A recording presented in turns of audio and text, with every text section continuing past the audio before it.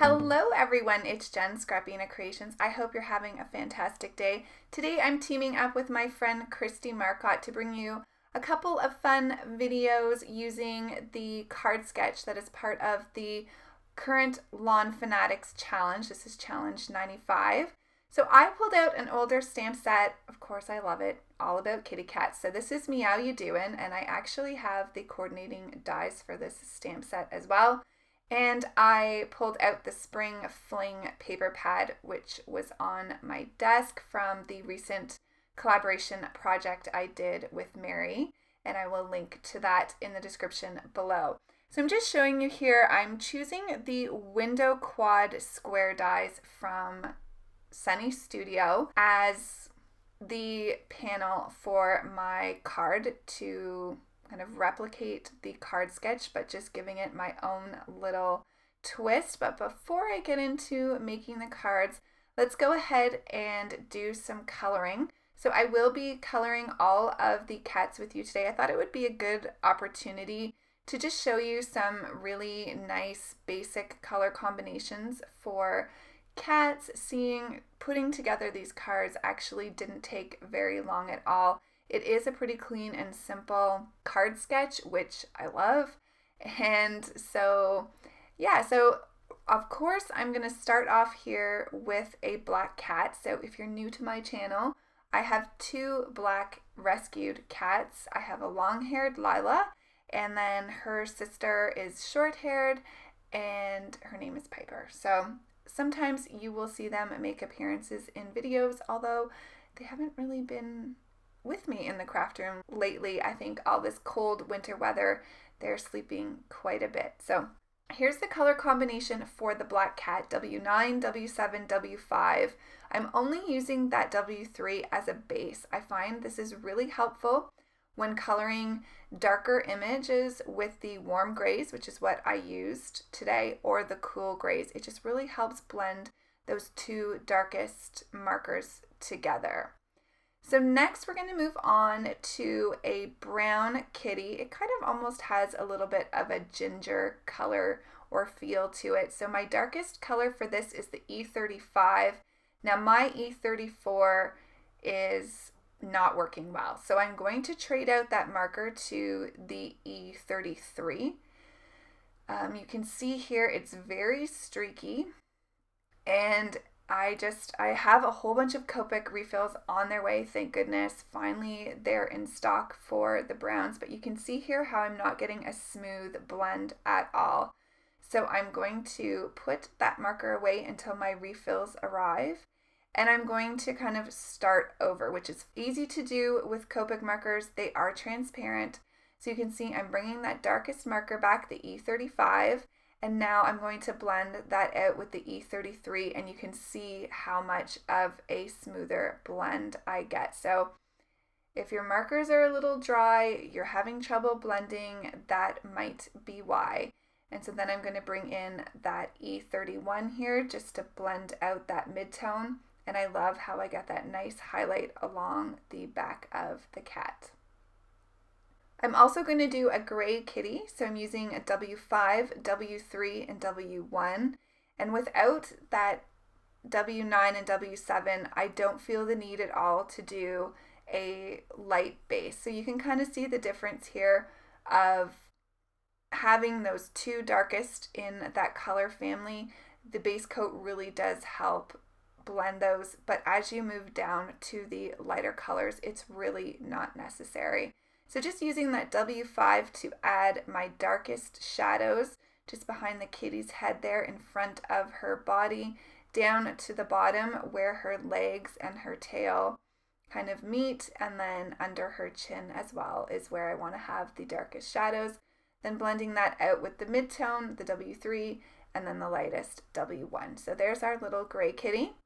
And now I'm going to do a little white kitty. So this is really just a two color combination. I'm using W1 as the darkest and then W00 as my lightest, and then using that 0 or the colorless blender to push back that color so the kitty looks white. And you can see here now that it's all dry, it looks fantastic. So I'm using E49 for the noses and then R20 for the cheeks, just keeping it nice and consistent, giving them all the black noses and rosy little cheeks. Now for the white kitty, I did bring in the colorless blender just to push back that pink a little bit.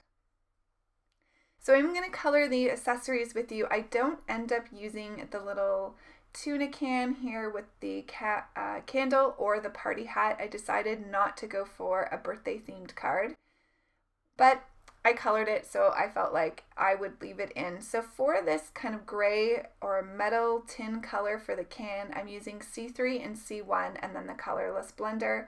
I decided to do the mouse and the little fishbone in the same color. Bringing in 2 of the markers from the brown cat, the E35 and the E34 for the cat food. And then the yellow combination that I'm using is Y17, Y15, and ignore the Y11. My Y13 is also dry, and that would be my color of choice. So just forget that I'm using the 11 and substitute out for the Y13. Now I do have a color chart at the end of the video. If you want to pause, take a screenshot, all the colors will be listed on that color map. So for the greens, I'm using YG17 as my darkest, YG25 as the midtone, and YG03. I'm going to color up the cat bed and the candle, and I just wanted to go back to the yellow. So that Y11 really streaked on the ball of yarn. So I'm actually going to paper piece that instead with some of the yellow pattern paper. I'm also going to do that for the little insert part of the cat bed. So I just stamped that cat bed image onto some of the pattern paper, and I'm going to use that inside the cat bed. You're really not going to see a lot of this because the cat takes up most of the area of the cat bed, but I think it just gives a really fun look and ties in the pattern paper. So after fussy cutting, I am using my Memento Tuxedo black marker here just to go along the edges. It really helps get rid of any imperfections in your fussy cutting. Then I'm going to go ahead and glue that on. I am going to add a little bit of shading here with my C1 marker and the colorless blender. Totally not necessary. You can't really see it that much once the cat is there. Okay, so let's move on to creating the card. So I have the panel cut out with the window quad square dies on white, and then I wanted to see what it looked like if I cut it out of some of the yellow pattern paper. So at this point, I thought I was just making one card, but I was trying to figure out if I wanted to do a very clean and simple white cardstock with that panel or the pattern paper. So I did turn on my camera, and here's where I'm playing around, and I decided, why don't I do both? And that way you can get a sense of what your kind of taste or style might be. Whether you like the busier pattern paper for the panel or you like the look of the clean and simple white space of the cardstock. So do let me know in the description box below which is your favorite. What does your eye prefer? 1, the pattern paper card, or 2, the white cardstock. And I created these cards to look pretty much identical to give you the sense of how a card can look different whether you're using pattern paper or cardstock. So I hope that you like seeing both of these come to life. I had a lot of fun putting them together, and for me, I definitely prefer the white, the clean and simple, but I asked my mom which one she preferred, and she preferred the pattern paper. So super fun to kind of see what people's preference are. So I'm just playing along with this. I had to cut some of those inside squares out with the pattern paper, but it was perfect because it really allowed me to use up some of those scraps in that paper pad for these little squares. So super fun. So I'm so excited to see what Kristie has come up with. We love doing collaborations together, and we thought, why not do this one? We could get it done pretty quickly, seeing we were following a card sketch, and it's always fun to participate in challenges. Sometimes it can really get you out of your comfort zone, or they can help if you're kind of losing your crafty mojo. So we thought it would be really fun, and I can't wait to see what she came up with. If you're new to my channel, coming over from Kristie's, welcome. So I typically create cards with coloring, and Kristie typically creates cards without coloring. So she does a lot of die cutting, a lot of paper piecing, and it's super fun though to collaborate together, because oftentimes we're using the same paper pad, or sometimes even, the same collection with the die cuts or whatever.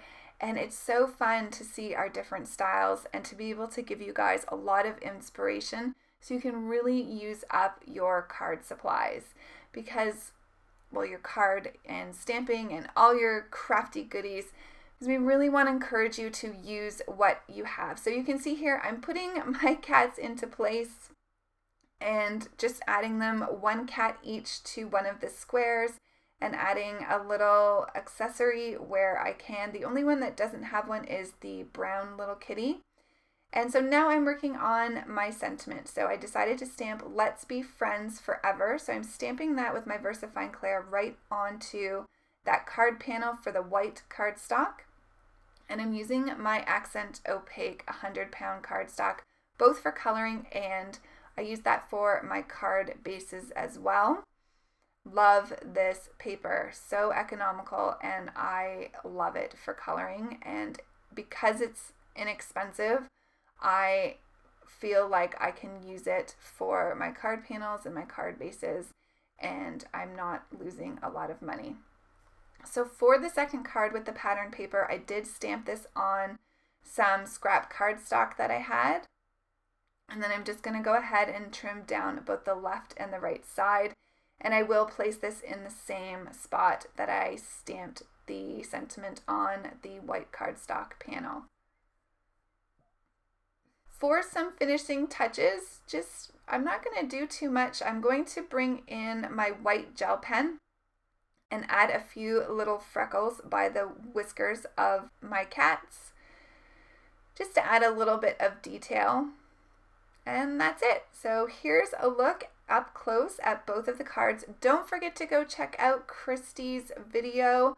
I will have it linked below in the description box and at the end of the video, and I will have affiliate links down below to all of the products that I'm using today. I hope you enjoyed us collaborating on the Lawn Fawn Sketch Challenge. It is open till February 28th if you want to play along with us, and don't forget to tag us on social media if you do.